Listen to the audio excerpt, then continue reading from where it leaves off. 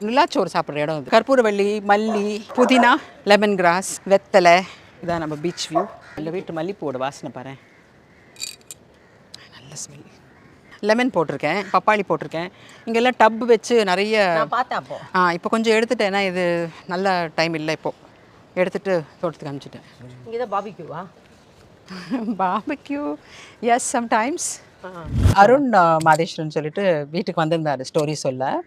வந்திருந்தப்போ தண்டட்டி character madam ஒரு 75 வயசா அப்படின்னு. ஏங்க இப்படி கொடுக்க மாட்டேன்றீங்க அப்படின்னு. அதுதான் மேடம், இப்படியும் யூஸ் பண்ணலாம் உங்களை, அப்படியும் யூஸ் பண்ணலாம் மேடம், ஏன்னா அதில் ஃப்ளாஷ்பேக் எல்லாம் இருக்கும் அப்படி இப்படின்னு சொன்னாங்க. சரி வந்து சொன்னப்போ முதல்ல வந்து எனக்கு I'm a good fan of Dhanush. சரி, தனுஷ். ஸோ தனுஷ் கூட தனுஷ் அம்மாவாக நடிக்கணும் அப்படிங்கிற ஒரு இது இருக்கும்ல.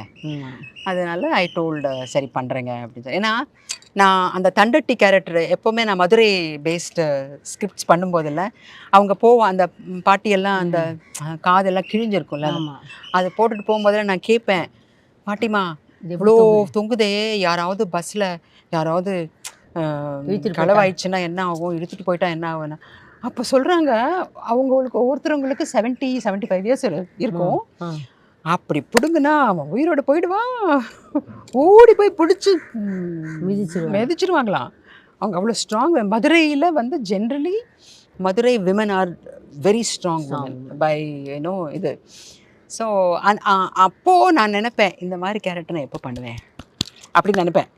கரெக்டாக அது கேட்ட உடனே இல்லை, அந்த தண்டட்டி கேரக்டர் ஐயோ அப்போது வந்து ப்ராஸ்தட்டிக்ஸ் பண்ணி காதெல்லாம் மெஷர்மெண்ட் எடுத்துக்கிட்டு எனக்கு வேற ஒரு காது வச்சு ப்ராஸ்தட்டிக்ஸ் பண்ணி வச்சாங்க. I really enjoyed. இல்லை ரொம்ப நல்லா இருந்தது. அது அந்த தனுஷோட காம்பினேஷன்ஸ் எல்லாம் ரொம்ப நல்லா இருந்தது. எக்ஸலன்ட் படம். இப்போ என்ன ப்ராஜெக்ட் பண்ணிட்டு இருக்கீங்க? இப்போ வந்து நான் ஒரு 4-5 படம் ரிலீஸ்க்கு இருக்குது. வெற்றிமாறன் சாரோட மனுஷி அப்படிங்கிற ஒரு படம், அப்புறம் இந்த பரிதாபங்கள் அந்த இவங்க இருக்காங்கல்ல யூடியூபர்ஸ், அவங்களோட படம். டைட்டில் இன்னும் அவங்க அனௌன்ஸ் பண்ணலை, அது ஃபினிஷ் பண்ணிட்டேன், அது ரிலீஸ்க்கு இருக்குது. அப்புறம் டைரக்டர் விஜயோட ஒரு படம், அது பொண்ணு ஊட்டியில் நடந்தது, அந்த படம் டைட்டில் தெரியல எனக்கு, அந்த படம் முடிச்சுட்டேன்.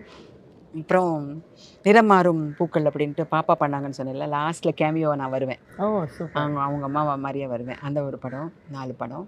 அப்புறம் தெலுங்குல அம்மா ராஜசேகர்னு சொல்லிட்டு கொரியோகிராஃபர் ராஜசேகர், அவரோட படம் முடிச்சிட்டேன்.